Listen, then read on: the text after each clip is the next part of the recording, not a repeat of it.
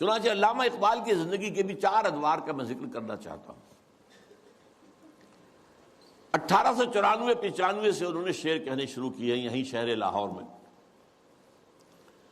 اس سے لے کر 1905 تک، یہ 10 سال لگ بھگ بنتے ہیں، وہ ایسے ہی ایک شاعر تھے جیسے بہت دوسرے شاعر ہوتے ہیں، بس یہ کہ اس میں فنی طور پر کچھ ان کا پڑھنا بھاری ہوگا بعض اعتبارات سے، لیکن وہی عشق و محبت کی باتیں اور وہی ہجر اور وصال کے قصے اور وہی گل و بلبل کی داستانیں، کی گود میں بلی دیکھ کر، یہ اس قسم کے مضامین، اور اس کے ساتھ اس وقت وہ ایک انڈین نیشنلزم کے بھی علمبردار بن کر سامنے آئے۔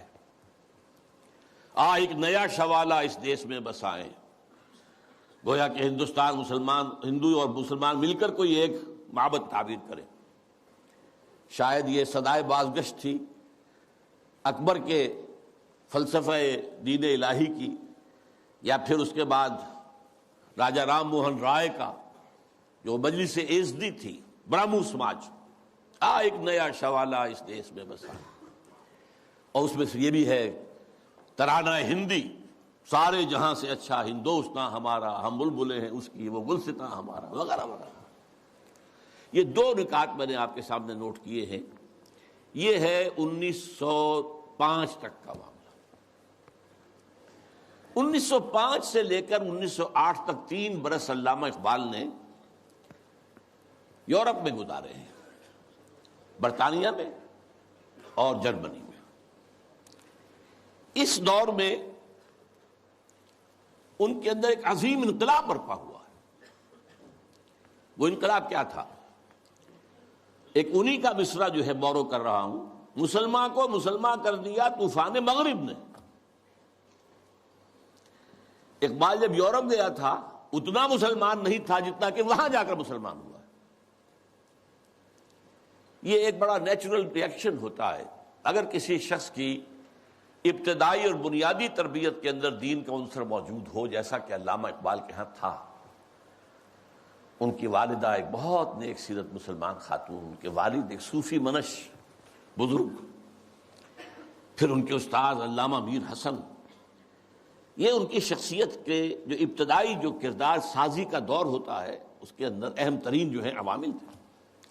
پھر جو کچھ ہوا، لاہور میں آئے، گورنمنٹ کالج میں رہے بھی کیا، یہاں پر رہے، وہ کچھ دور اور تھا، لیکن انگلستان جاتے تو معلوم ہوتا ہے کہ شعلہ بھڑک اٹھا، مسلمان کو مسلمان کر دیا طوفان مغرب نے۔ پھر وہاں کے فلسفے، فکر، نظریات، اس کا جو مطالعہ کیا تو اس میں خود اپنی کیفیت کو بیان کیا ہے کہ عذاب دانش حاضر سے باخبر ہوں میں کہ میں اس آگ میں ڈالا گیا ہوں مثل خلیل علیہ الصلوۃ والسلام، کہ جیسے حضرت ابراہیم کو نمرود کی آگ میں ڈال دیا گیا تھا، مجھے بھی اس آگ میں جھونک دیا گیا۔ یہ تو آگ ہے، یہاں یہ تو عذاب کا ہے، عذاب دانش افرط، لادینیت، الحاد، یہ ساری چیزیں جو ہے رگ و پے میں سرایت کیے ہوئے یہاں پر۔ لہذا عذاب دانش حاضر سے باخبر ہوں میں کہ میں اس آگ میں ڈالا گیا ہوں مثل خلیل۔ اللہ نے حضرت ابراہیم کو بھی وہاں سے زندہ و سلامت نکال لیا تھا۔ علامہ اقبال بھی وہاں سے جب آئے ہیں تو ایک مومن کا ذہن اور فکر لے کر آئے ہیں، مومن کا دل لے کر آئے ہیں۔ اس وقت کی ان کی جو ایکویٹی آف ویژن تھی اس کا اندازہ کیجئے، 1905 سے 8 تک کے حالات، اور انہوں نے مشاہدہ کر لیا تھا کہ فرنگ کی رگے جہاں پنجے یہود میں ہے۔ اور بھی بہت لوگ جاتے آتے تھے، انگلستان جاتے تھے، کسی نے دیکھا کہ دیکھنے والوں ہی کو دکھائی دیتا ہے، صاحب بصیرت لوگوں ہی کو۔ تو علامہ اقبال بہت بڑے سیر تھے، دیکھنے والے تھے، ایک تو حال کا مشاہدہ گہرا اور ایک مستقبل کے بارے میں بھی۔ ان کی نگاہیں بہت تیز تھی، گاہ میری نگاہ تیز چیر گئی دل وجود۔ اس کے بعد سن 8 سے 1938 تک 30 برس، اب یہ ہے ان کا وہ دور جس میں اگرچہ انہوں نے شاعری کو جاری رکھا ہے، شاعری کی ہے، لیکن ساتھ ہی یہ بھی کہا ہے مرا یاراں غزل خانے شمردند، مجھے خامخواہ لوگوں نے شاعر سمجھ لیا ہے، غزل خاں سمجھ لیا ہے، اور شکوہ کیا ہے کہ ہر کسے از ظن خود شد یاد من وز درون من نجست اسرار من. میرے بہت سے دوست بنے ہوئے ہیں، عقیدت مند ہیں، آتے ہیں، سب کچھ ہے، لیکن کوئی میرے اندر جھانک کر نہیں دیکھتا کہ اس کے اندر ہے کیا، وہ کیا چیز ہے جو مجھے بے چین کیے ہوئے، اس سے کسی کو دلچسپی ہی نہیں ہے. یہ جو دور ہے 30 برس کا، میرے نزدیک اس میں اقبال کی سب سے بڑی حیثیت یہ ہے کہ وہ قرآن مجید کا اس دور کا سب سے بڑا شارح ہے. میں لفظ تفسیر استعمال نہیں کر رہا، وہ ایک ٹیکنیکل ٹرم ہو جائے گی. شارح اقبال قرآن، اور ساتھ ہی سب سے بڑا داعی ہے. میرے علم میں نہیں ہے کہ کسی اور شخص نے اس شد و مت کے ساتھ مسلمانوں کو قرآن کی طرف دعوت دی ہو کہ لوٹو قرآن کی طرف. سادہ ترین الفاظ میں، وہ زمانے میں معزز تھے مسلمان ہو کر اور تم خار ہوئے تاریک قرآن ہو کر. اے چو شبنم برزمی افتندئی در بغل داری کتاب زندئی. اے وہ قوم جو شبنم کی طرح زمین پر پڑی ہوئی ہے اور لوگ اسے اپنے قدموں سے توڑ رہے ہیں، پامال کر رہے ہیں، ہوش میں آ، تیرے پاس وہ کتاب زندہ موجود ہے. جیسے حضرت موسیٰ علیہ السلام کے پاس بھی عصا تو تھا، لیکن جب دربار میں جب وہ مقابلہ ہو رہا تھا اور جادوگروں نے اپنی رسیاں پھینکی، وہ بھی سانپ بن گئے، تو حضرت موسیٰ کے دل میں بھی خوف آ گیا. فَأَوْجَسَ فِي نَفْسِهِ خِیفَةً موسیٰ. یہ بربنائے طبع بشری ہے. اس طرح کی چیز کا معاملہ انبیاء کی عصمت کے منافی نہیں ہے، بربنائے طبع بشری. کہ میرا معجزہ بھی تو یہی تھا نا جو اللہ نے دیا تھا کہ میرا عصا جو ہے وہ اژدہا بن گیا، یہ تو انہوں نے سانپ بنا دیے، اب کیا ہوگا؟ تالی پٹ جائے گی. اب تو مجمع خود کہا تھا کہ جمع کرو لوگوں کو. اس وقت اللہ نے فرمایا جو تیرے ہاتھ میں اسے پھینکو، ذرا ڈالو تو صحیح، دیکھو تو صحیح، ڈرو نہیں. وہ جب ڈالا ہے اور اس نے وہ سارے ہڑپ کر لیے، اس جو بنا وہ اژدہا، وہ جو جتنی بھی بنی تھی وہ بظاہری وہ سانپ، وہ سب کے ساتھ ہڑپ کے اب سجدے میں گر پڑے ساجدوں کر، القی السحرۃ ساجدین. اسی طرح یہ امت آج اگرچہ موجود ہے، عصائے موسوی بغل میں ہے، سانپوں سے ڈر رہے ہیں. در بغل داری کتاب زندئی اے تو شبنم بر زمیں افتندئی. میں تفصیل میں نہیں جا سکتا، میری ایک کتاب ہے علامہ اقبال، اور اس میں میں نے تفصیل سے علامہ اقبال کے شارح قرآن ہونے کے اعتبار سے میں نے انہیں رومی ثانی قرار دیا. رومی کے بارے میں حضرت جامی رحمہ اللہ نے جو اشعار کہے تھے، مثنوی مولوی معنوی ہست قرآن در زبان پہلوی.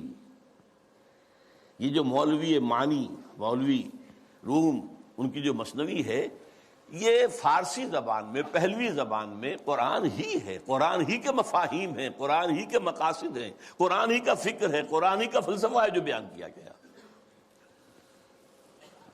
منچ گویم وصف عالی جناب نیست پیغمبر ولیکن دارت کتاب.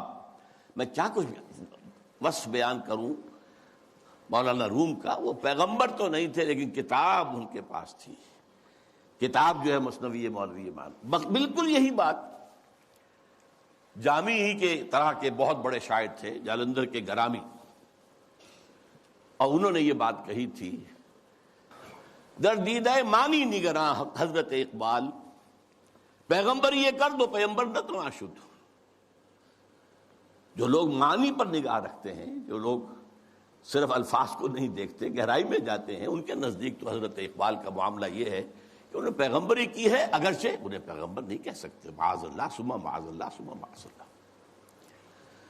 بہرحال یہ میرے نزدیک 1908 کے بعد سے لے کر ملت کے احیاء کا نعرہ، ملت کے احیاء کی نوید جاں فضا، اسلام کے نشأت ثانیہ کے دور کے آغاز کی بشارتیں بھی سنائیں، اور اس کے لیے ایک فکری مواد پیدا کیا، مغربی فکر پر تنقید کی، زوردار تنقید کی، ان کی سیاست پر تنقید کی.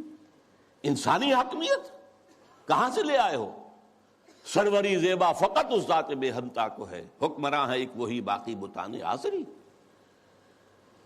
حاکمیت تو صرف اللہ کو ہے، کسی کو یہ حق حاصل نہیں، اللہ کی حاکمیت۔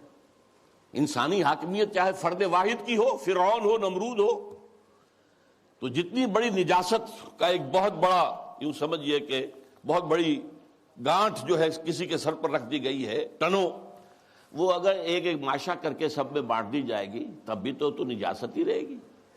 انسانی حاکمیت کا تصور جو ہے وہ نجاست ہے، وہ کفر ہے، وہ شرک ہے۔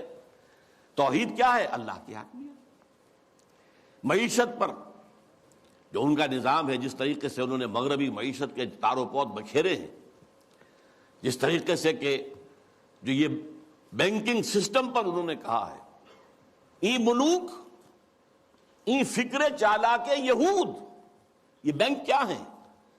یہ یہودیوں کے دھوکہ دینے والی فکر کا نتیجہ ہے۔ نور حق السینہ آدم ربود، آدم کے دل سے، آدم کے سینے سے وہ نور حق جو ہے، وہ جو نفخت فیہ من روحی، وہ جو روحانی عنصر ہے انسان کا، جس کا محل قلب ہے، اس کو نکال باہر کیا۔ اور ذرا غور کیجئے، حیرت ہوتی ہے جذبات کی شدت۔ تا کہو بالا نہ گردہ دی نظام، دانش و تہذیب و دین سودائے خام۔ جب تک یہ بینکوں کا نظام تلپٹ نہیں کیا جاتا، جڑ سے اکھاڑ کر نہیں پھینکا جاتا، کہاں کی دانش، کہاں کی تہذیب اور کہاں کا دین؟ اندازہ کیجیے، عرض کیجیے جوہر اندیشہ کی گرمی کہاں، کچھ خیال آیا تھا، وحشت کا کہ صحرا جل اٹھا۔ پھر وطنیت، نیشن سٹیٹ کا تصور، ان تازہ خداؤں میں بڑا سب سے وطن ہے۔ اس دور میں میں اور ہے، جام اور ہے، جم اور، ساقی نے بنا کی روش لطف و ستم اور، مسلم نے بھی تعمیر کیا اپنا حرم اور، تہذیب کے آذر نے ترشوائے صنم اور، نئے نئے بت۔ ان تازہ خداؤں میں بڑا سب سے وطن ہے، جو پیرہن اس کا ہے وہ مذہب کا کفن ہے۔ نظارہ دیری نہ زمانے کو دکھا دے، اے مصطفی خاک میں اس بت کو ملا دے۔ اسلام تیرا دیس ہے، تو مصطفی ہے، بازو تیرا توحید کی قوت سے قوی ہے۔ اب یہ تصورات سے اندازہ کیجیے، یہ کوئی شاعری کے مضامین ہے؟ یہ وصل و ہجر کی باتیں ہو رہی ہے؟ کیا ہو رہا ہے؟ یا محبوب کے لب لعلین کی کا کوئی تذکرہ ہو رہا ہے، یا اس کے وہ گیسوؤں کی کوئی، یہ تو بات ہی کچھ اور ہے، یہ شاعری تو نہیں۔ نغمہ کجا و من کجا، ساز سخن بہانہ ایست، سوئے قطار می کشم ناقہ بے زمام را۔ یہ امت جو بکھر گئی ہے، یہ لوگ، فکری انتشار ہے، عملی انتشار ہے، فقہی انتشار ہے، نہ معلوم کیسے کیسے انتشار ہیں، انہیں سب کو پھر ایک لائن میں لا کر، ایک قطار میں لا کر ایک قافلے کی شکل دینا چاہتا ہوں۔ اس کے لیے میں نے اس شاعری کو اپنا ذریعہ بنایا ہے۔ اس میں سے بھی جو میں نے آپ کو 30 سال گنوائے ہیں، 8 سے لے کر اور 38 تک، 1908 سے 1938، آخری 8 سال بہت اہم ہے، بہت اہم ہے، بہت اہم۔ 37 تا 38،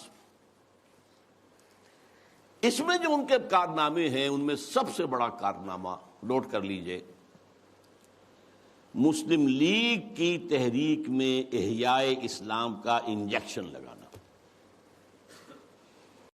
مسلم لیگ 1906 میں قائم ہوئی ڈھاکہ میں، اس میں نہ شامل تھے محمد علی جناح، میں ان کا نام اس لیے لے رہا ہوں، قائد اعظم نہیں کہہ رہا، اس وقت وہ قائد اعظم نہیں تھے، نہ علامہ اقبال، علامہ اقبال تو تھے ہی نہیں، وہ یورپ میں تھے، لیکن یہ کہ مسٹر جناح موجود تھے ہندوستان میں، لیکن وہ کانگریس کے رکن تھے، دادا بھائی نوروجی کے سیکرٹری تھے، مسلم لیگ میں نہیں آئے۔ بڑی مشکل سے کہنے سننے سے مولانا محمد علی جوہر کے وہ مسلم لیگ میں آئے، لیکن پھر بھی اپنی ڈوئل ممبرشپ برقرار رکھی، کانگریس کی بھی اور مسلم لیگ کی بھی، اور سر توڑ کوشش کی ہے۔ اس وقت تک یوں سمجھیے کہ جو 24 برس ہیں، 6 سے لے کے 30 تک، مسلم لیگ کی حیثیت جو ہے، نمبر 1 تو یہ کوئی عوامی جماعت تھی ہی نہیں۔ اگر موقع ملا تو میں قائد اعظم کا بھی ایک قول اس میں نقل کروں گا۔ یہ ایک بس ادارہ سا تھا کچھ بڑے ایلیٹ مسلمانوں کے، کچھ نوابزادے، کچھ جاگیردار، کچھ اور اسی اعتبار سے نمایاں لوگوں کا بس ایک انجمن تھی، اور اس کی کوشش ساری صرف یہ تھی کہ کوئی ایسا فارمولہ طے ہو جائے ہندوؤں اور مسلمانوں کے مابین کہ اگر ہندوستان ایک وحدت کی حیثیت سے آزاد ہو اور یہاں پر جدید دور کے مطابق جو ہے ون مین ون ووٹ کے حوالے سے حکومتیں بننی شروع ہوں، تو ایسا نہ ہو کہ مسلم اقلیت جو ہے وہ ہندوؤں کی اکثریت کے تلے پس کر رہ جائے۔ ان کا تشخص برقرار رہنا چاہیے، ان کے حقوق برقرار رہنے چاہیے، ان کی کوئی ضمانت ہونی چاہیے، بلکہ اندیشہ یہ تھا کہ وہ ہندو اپنی 800 سالہ غلامی کا انتقام لیں گے ہم سے، یہ خوف بھی تھا۔ اس کو میں نیگیٹو ایلیمنٹ کہتا ہوں، یہ تحریک مسلم لیگ کا نیگیٹو ایسپیکٹ تھا، لیکن اور اس میں جان لیجئے کہ سب سے بڑا رول پلے کر رہا تھا محمد علی جناح، جسے کہا گیا تھا اتحاد کا سفیر، اور یہ ہندو ہیں دینے والے ان کو یہ خطاب۔ سر توڑ کوشش کی ہے، آخر مایوس ہو گیا، اس نے سیاست سے کنارہ کشی اختیار کی، انگلستان جا کر کوٹھی خریدی، لیگل پریکٹس شروع کر دی اور وہاں بیٹھ گئے۔ ان کے اس عرصے میں 37 میں خطبہ الہ آباد دیا علامہ اقبال نے۔ یہ خطبہ ہے میرے نزدیک ٹرننگ پوائنٹ، کہ اس سے پہلے اگرچہ علامہ اقبال اپنی شاعری میں اسلام کے دوبارہ زندہ ہونے کی نوید سنا چکے تھے اور خبر دے رہے تھے کہ کتاب ملت بیضا کی پھر شیرازہ بندی ہے، اشاق ہاشمی کرنے کو ہے پھر برگوبر پیدا، سبق پھر پڑھ صداقت کا، شجاعت کا، عدالت کا، لیا جائے گا تو اس سے کام دنیا کی امامت کا، اور نکل کے صحرا سے جس نے روما کی سلطنت کو الٹ دیا تھا، سنا ہی ہے میں قدسیوں سے میں نے کہ شیر پھر ہوشیار ہوگا، وغیرہ وغیرہ۔ تو ایک سور تو اقبال پھونک چکا تھا۔ جو بھی تعلیم یافتہ لوگ تھے ہندوستان میں مسلمان، خاص طور پر شمالی ہند میں زیادہ، لیکن حیدرآباد دکن میں بھی بہت ہی اس کا گہرا اثر تھا، لیکن یہاں آ کر اب مسلم لیگ کے صدر کی حیثیت سے انہوں نے انجیکشن لگایا۔ وہ انجیکشن کیا تھا؟ نمبر 1، مسلمان ایک علیحدہ قوم ہیں، قومیت کی کسی بھی تعریف پر پورے اترتے، یہ ان کا فلسفیانہ حصہ ہے اس خطبے کا۔ لیکن جس چیز کو میں کہہ رہا ہوں ٹرننگ پوائنٹ، انہوں نے کہا یہ ڈیسٹنی ہے، یہ تقدیر مبرم ہے کہ ہندوستان کے شمال مغرب میں ایک مسلم ریاست قائم ہوگی۔ It was not a proposal, it was a prophecy, destiny, number 1۔ Number 2، اور اگر ایسا ہو گیا تو ہمیں موقع مل جائے گا کہ اسلام کے تابناک چہرے پر جو بدنما داغ اور دھبے آ گئے تھے عرب ملوکیت کے دور میں، لفظ کیا ہے؟ عرب امپیریلزم، یہ بنو امیہ کا دور، یہ بنو عباس کا دور، پھر ترکان عثمانی کے دور، یہ بادشاہتیں تھیں، اس میں خلافت کا تو سوال نہیں، نام خلافت کا رہا، خلفائے بنو امیہ اور خلفائے بنی عباس اور خلفائے بنو عثمان وغیرہ، آل عثمان۔ اب اس دور میں جو نقشہ اسلام کا آیا ہے دنیا کے سامنے، وہ ظاہر ہے بہت بدنما ہے، بہت داغدار ہے۔ اگر ہمیں آزاد ایک مسلمان ریاست مل جاتی ہے، ہمیں موقع مل جائے گا کہ ان بدنما داغوں اور دھبوں کو ہٹا کر دھو کر صحیح اسلام کا ایک نقشہ پوری دنیا کے سامنے پیش کریں۔ یہ ہے پازیٹیو انجیکشن۔ یہاں سے مسلم لیگ کا دور ثانی شروع ہوتا۔ اب وہ صرف منفی نہیں تھا، اب وہ تحفظات ہی کی بات نہیں تھی، اب یہ کہ اس میں ایک مثبت، ایک مقصد، نصب العین، ایک اعلیٰ ہدف، ایک اونچا آدرش قائم ہو گیا۔ اس زمانے میں احسن اکرام صاحب جو ہیں، جن کی مشہور کتابیں ہیں روض کوثر، موج کوثر، آب کوثر، بہت ہی بڑے پڑھے لکھے آدمی تھے، اس زمانے میں آکسفورڈ میں پڑھتے تھے۔ قائد اعظم سے ملاقات کے لیے گئے اور کہا آپ کیوں چھوڑ کر آ گئے ہندوستان کو؟ ہندوستان کے مسلمانوں کو آپ کی قیادت کی ضرورت ہے۔ میں حیران ہو گیا ان کے 2 جملے پڑھ کر، ہندوز آر انکوریجیبل، ہندو ناقابل اصلاح ہے۔ میں نے سر توڑ کوشش کر کے دیکھ لی، وہ کوئی عقل کی بات سننے کو تیار نہیں۔ ہندوز آر انکارجیبل. اور مسلمانوں کا حال یہ ہے کہ ان کا بڑے سے بڑا لیڈر جو بات مجھ سے صبح کہتا ہے، شام کو جا کر وہ اپنی سطح کے مطابق یا ڈپٹی کمشنر سے یا گورنر سے کہہ دیتا ہے. تو ایسی قوم کی رہنمائی میں کیسے کروں؟ لیکن پھر یہ اقبال ہے جو میدان میں آیا ہے. 1932 کی گول میز کانفرنس میں شرکت کے لیے علامہ اقبال لندن گئے. محمد علی جناح اس میں شریک نہیں تھے کیونکہ وہ تو سیاست چھوڑ چکے تھے. اس موقع پر محمد علی جناح سے ملاقاتیں کی ہیں علامہ اقبال نے، اور یہی مثبت انجیکشن ان کو لگایا. تو وہی انجیکشن جو ہے اقبال نے مسلم لیگ میں بحیثیت مسلم لیگ 1930 میں لگایا اور محمد علی جناح کے جسم میں 1932 میں لگایا. اور اس نے جناح کی قلب ماہیت کر دی، جناح کو بدل کر دیا. اور میں اسے کہا کرتا ہوں کہ جیسے مولانا روم کہتے ہیں، مولوی ہرگز نہ شد مولائے روم تا غلام شمس تبریز نہ شد. شمس تبریز کی ملاقات سے پہلے میں مولوی تھا. مولوی، مجھے جو مولائے روم بننے کی سعادت حاصل ہو گئی ہے یہ تو شمس تبریز کی صحبت. مولوی ہرگز نہ شد مولائے روم تا غلام شمس تبریز نہ شد. اسی طرح محمد علی جناح کبھی قائد اعظم نہیں بن سکتا تھا اگر اقبال نے اس کے اندر یہ انجیکشن نہ لگایا ہو.